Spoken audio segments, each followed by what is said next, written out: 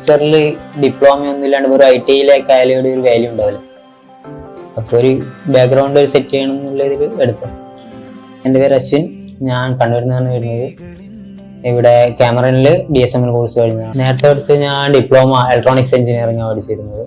അത് കഴിഞ്ഞപ്പോൾ തന്നെ ക്യാമറയിൽ ജോയിൻ ചെയ്തു, DSML കോഴ്സ് എടുത്തു. പ്ലേസ്ഡ് ആയത് ഇപ്പോൾ സ്കിൽ പാർക്കിലാണ്. ശരി, ഡാറ്റ സയന്റിസ്റ്റ് ആയിട്ടാണ് പ്ലേസ്ഡ് ആയിട്ട്. പോളി പഠിച്ചപ്പോൾ പൈത്തണിനോട് കുറച്ച് താല്പര്യം തോന്നി. പിന്നെ ആദ്യം പൈത്തണാണ് ചൂസ് ചെയ്തത്. പൈത്തണിൻ്റെ അന്ന് പിന്നെ കുറച്ചും കൂടി അഡ്വാൻസ് AI പഠിക്കാൻ തോന്നിയിട്ട് DSML-ലേക്ക് സ്വിച്ച് ചെയ്തു. ഇതിലൂട്ടൊക്കെ പോകുമ്പോൾ ക്യാമറ കാണാറുണ്ടായിരുന്നു, അങ്ങനെ മുന്നേ ശ്രദ്ധിച്ചിട്ടുണ്ട്.